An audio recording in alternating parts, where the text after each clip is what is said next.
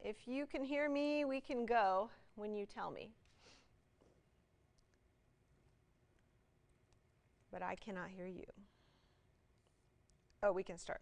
Okay. Are we live? Not right now. Oh, okay. But okay, here we go. Good morning, everyone. Happy Friday. Yes. Me and Christine holding down the fort this morning for Sunrise Extra. Welcome, everyone, to Sunrise Extra. Thanks for hanging out with us online. So we are talking bucket list items in light of this morning's start of the Hood to Coast up at Timberline Lodge. 12,000 runners going to be going from the mountain to the beach. Something I never want to do. Are you? You're not a runner. No, right? I hate running with a passion. And this I will is just like quit. 200 miles of running. Oh, so it sounds awful to me. It's a lot, but it's not even just the Hood to Coast runners. You've got the Portland to Coast walkers. So thousands of people doing that. So I mean, if you're on the road, by the way, all day today into tonight and stuff, just make sure you watch out for them because they're doing 26. And then they're headed through the Coast Range. And yeah, they go up Highway 30, like around Astoria and all that stuff. So we asked online, what's kind of like a bucket list item that you would want to do? And it doesn't have to be fitness related, but in the Pacific Northwest. Yeah, because a lot of people have Hood to Coast as kind of their bucket list item. Yeah, we heard from a lot of people this morning who are not runners like me. I was going to say, which I'm assuming never done it. It's not on your bucket list. No. No, like sitting in a van for hours and then like having to go to the bathroom outside or in porta potties for an extended period, it does not sound cool to me. But I think the people that do it are awesome. Kudos to you guys. I don't know. I know our Rod Hill is standing by. Rod, I don't know if you can hear us right now. Okay, well, we're going to check in with him in a second. So let us know what's on your bucket list in the Pacific Northwest. Like something I do want to do is get one of those permits for Mount St. Helens and hike Mount St. Helens. You know what? I have actually never been up Mount St. Helens either, so I think that's on my bucket list. You know those fire lookouts that are kind of all over the place, and people can rent out those fire lookouts to camp or like to stay the night. I think that'd be really cool. I have friends that have done that, and that is a really neat experience. Okay, we can talk to Rod, is that right? Producer Jess? Okay, cool. Let's send it out to Rod Hill. Hey, do you guys hear me? What's going on this morning? Hi. Hi. Boy, what a fun morning. You know, everybody that comes to this, they all say, I wanted to be part of the party. And I think they're talking more about the party on the beach and seaside, but the entire festive event that's going on up here. So it's always fun to come up here. A lot of these running teams have been doing it for years and years and years, and then you always have a lot of very first timers that don't really know what to expect, guys. Sorry, Rod, I was having to explain to Instagram peeps that they can't see you here in the studio or hear you, but we can hear you on the other platforms. So, and I can see you now. You've talked to some really fun teams. I love the Nike team. Yeah, I love the Kit Cancer team, and so many people doing it for so many different reasons. It sounds like. Well, I mean, that Nike team, they raised $40,000 alone at an art festival or art show that was in Portland at some point earlier in the year. And then, of course, Nike, itself has a competitive running team, as you would expect. And one thing I learned this year that's kind of interesting, basically the morning waves that go off as early as 5 a.m. are the, shall we say, non-competitive runners. They're not looking to post a big time.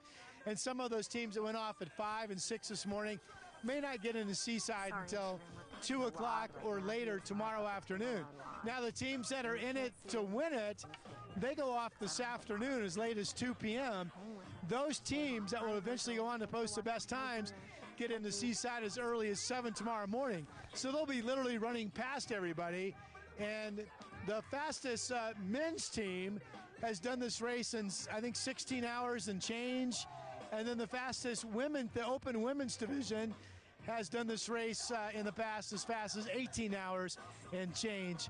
And again, as you talked earlier, we're talking about 200 miles. Starting up here at 6,000 feet, running down through the heart of the Willamette Valley, and then going up over the Coast Range and then eventually in the seaside. Absolutely crazy. And to me, I've always assumed it's that national or the naturally geographic layout that makes this so special. You know, the hood to coast, literally. And we're showing you the staging area again. Teams, I don't know, do they show up at least an hour before they run, I'm assuming. And again, teams will be coming and going all the way through about 2 o'clock this afternoon. And we're in the Day Lodge parking lot, if you know the area well up here. And that's where the race starts. And the first leg is that 6-mile windy downhill grind to Government Camp. And then in Government Camp, they start the relay with the second runner. It's one team or one runner from each team that runs, and it varies, 5-6 mile stretches, but the stretches vary. And of course, if Chris McGinnis is going to join us is joining us this morning, he can tell you a lot bit about that. I think Chris told me he's run this like a dozen times. Yeah, I think he's definitely run it like 12 times, but he is retiring. But quickly, Rod, I have to wonder, is there something we could pay you so that you will run Hood to Coast? Because I think I might pay to see that. No, I couldn't. I want to see if Rod will run it ever. 2:52, 6:1. I think Nina was talking about she's not a runner. Was that Nina's voice I heard say that? And that's certainly me. I'm not a runner, but it's amazing how excited people get about this. You mentioned the 12,000 people, but there's about 6,000 to 7,000 that will be doing the walking relay, and that starts in Portland and goes to Seaside. So all of a sudden this event that started off with a handful of teams back in, I think, 1982, if you count the walkers and the runners, it's like 19,000 people. Wow. It's crazy. It's known as the largest run-walk relay in the world. And that's kind of hard to fathom too, right? Just amazing. Wow. Okay, well, Rod, hey, thanks so much for being up there all morning long. I'm glad you weren't as cold as you were last year because you were shivering. Keep it comfortable, people. I know. Oh, boy. Yeah, keep on having fun up there, though, Rod. And remember, crazy cold. Yeah, runners all day long. Okay, have fun up there, Rod. Thanks, Bye. Rod. Okay, sorry, Instagram. I know you couldn't see Rod or hear him. We're having some studio stuff because Brenda's talking with the Today Show anchors right now, so it's taking kind of some resources from us. But we want to know, like, what's on your bucket list for something to do in the Pacific Northwest? If it's not running, maybe it is Hood to Coast that you want to do.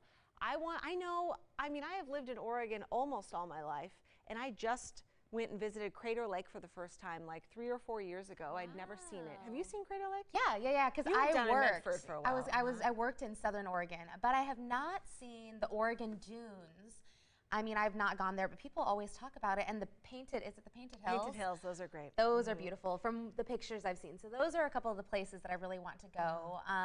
Rainier, I don't know. I went up to Camp Muir, which is like almost to the top-ish, and I got like altitude sick. I just didn't feel good, you know. And so I'd want to climb Rainier, but not really because it was really hard. That's a bucket list item. That would qualify totally. Yeah.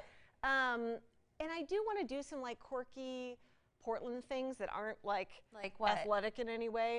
But you hear about, have you heard they do those things, maybe Grant knows, called the zoo bomb races? Where they, down kind of on Burnside downtown, where it goes into Stark Street, and there's that funny little like sculpture of the kids' BMX bikes, like or like those little kids' bikes that are stacked on top of each a little other. bit. Yeah. So those bikes are adults ride those kid bikes, and they put pads and helmets on, and they bomb down this hill that is like on the backside of the zoo up by Washington Park. Wow. And I mean, going as fast as they possibly can, no brakes. Ugh. And it's a whole thing that they do, I think in the summer, a couple times a year. I want to go see that. And there's also, I would love to go see like a velodrome bike race out at Alpenrose Dairy, which is kind of in danger of being sold, and who knows what's going to happen to all that land. But I think that would be really cool. What else? I've wanted to get out into the gorge more. Oh, yeah. And do some cool hikes. I always see people doing like cool weekend warrior stuff. I feel like the thing about this like job, on the weekend, I just like sit around. It's tough because especially on the morning shift, you're like exhausted by the end of the week, but then also a lot of reporters and all that. I mean, the stress of deadlines. And then by the time the weekend rolls around, you're like I'm done. And yeah, let's set Exactly. my brain down and not do anything. But I mean, that's why it's good to get outside, I guess. Jamie says the Shanghai tunnels. Oh, those are cool. Go on a tour. I did one tour. Okay. It's Portland walking tours or something like that. And they take you in some of the tunnels downtown. And you go down underneath where, I mean, they would smuggle in the alcohol from the ships that would come into the port, prostitutes. If somebody, I mean, people were like kidnapped. Yeah, there are like trap doors, I think, in some bars in Portland, actually, that just boom. You're like at a bar, and then all of a sudden, if this trap door releases, you're all of a sudden in the tunnel. You're on a ship and out of here. Yeah. That is a really good one, Jamie. I like that. And there's a lot of those tours that, and you know, like when you live in a city, you don't do a lot of the touristy things that that you should maybe to just learn about your own city that other people come as visitors and do. So that's one of the really good ones. Right.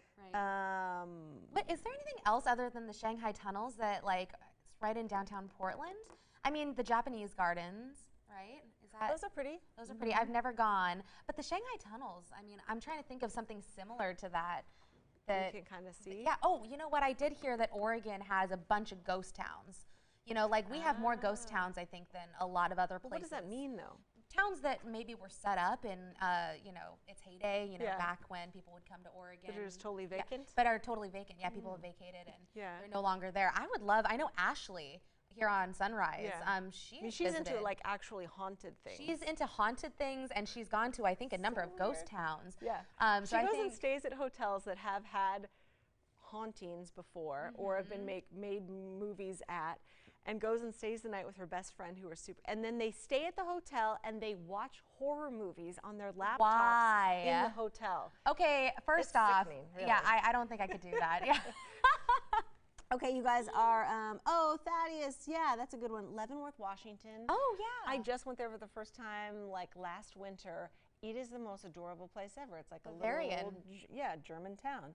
That's a really good one on your bucket list. By the way, if you go to Leavenworth, there are some amazingly beautiful backpacking routes, hiking, bouldering. If you're into that kind of thing, of course, it's like rock climbing just without the ropes. You're just climbing on these big boulders. So lots of really cool stuff to do in the Leavenworth area. Yeah. What is it? Rob on Instagram. I was able to go into a private room Shanghai Tunnels tour. We opened a chest that was never opened before. What was inside, Rob? Yeah, tell us. Yeah, what was inside? Who else? Okay, somebody else was Ginny says Lone Fir Cemetery has monthly tours of untimely deaths and history. That's kind of fun. I've never. I feel like I've seen that. I've heard of it somewhere. I'm not all the way sure, but Pam says ziplining in Warrenton. She crossed it off the list last week. Oh, good for you. I've actually never gone ziplining. Is it just? I mean, you're basically just. Did you see the story when I did it like this summer? Is that the one summer where you were camp? Yes. I was at my old Catholic summer camp out in Corbett, and they made me go on the zip line, which like 12-year-olds do. And I was just screaming in the name of taking God in vain the whole time. Oh my God, oh my God, oh my God. That's literally all I remember was you screaming. Like, I'm sorry, God. Oh my gosh. Took your name in vain multiple times. But yeah, ziplining in Warrenton. That's cool. Cannon Beach says Thaddeus. Desiree, Pittock Mansion. That's a really good one. Oh, yeah, that is a good one. I feel like right now Pittock Mansion has something going on where they're showcasing some historical items or something like that. But yeah, super cool to see kind of Portland's history at Pittock Mansion. Okay, Rob on Instagram, that's who I'm talking to right now. He says inside that chest that they opened in the Shanghai tunnels was clothing and a bunch of paperwork and glass and such. All right. Glass and such. Good to know. Got it. Okay, so yeah, Hood to Coast, watch out for those runners all today and through the night. Jamie on Facebook says he wants to go to Winston and the wildlife safari. I have done that. It is really, really cool. And the animals come right up to your car in some cases. Well, there was deer and like reindeer that you could feed outside of your car. They give you some food. The other animals, like there's giraffes and there's cheetahs. And how close do you really get to these animals? They are just roaming? Out, and you have to stay in your car. You can roll down your window. I mean, they're pretty used to everybody now, so they don't really care. But that is a very good one. It is really cool to see it south of Roseburg. Life safari. Okay, so keep letting us know what is on your Pacific Northwest bucket list, athletic or not, outdoorsy or not. Let us know. This morning at 2:30 in the morning when I was eating my avocado toast. Oh, avocado toast. Very millennial. So lame, so lame. I was reading through Twitter, and CNBC had an article about how well Target is doing in comparison to a lot of other brick and mortar stores in light of, you know, web shopping and Amazon and all that stuff. And they said Target is, I mean, surpassing all kinds of, you know, stock forecasts and financial stuff because they are so hip, and like they localize the stuff that they put in each store to what people in that city or a metro area want to buy and have shown that they want to buy. And they're making more like boutique, smaller mini stores, like the one, you've been to the one in downtown Portland. Right on Morrison, is it? Yeah. And 10th.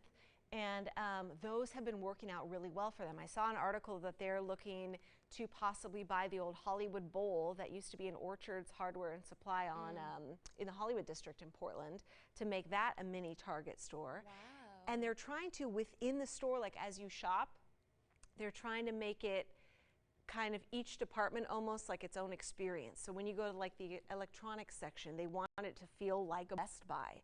And when you go to the toy section, they want it to feel like the old Toys R Us kind of.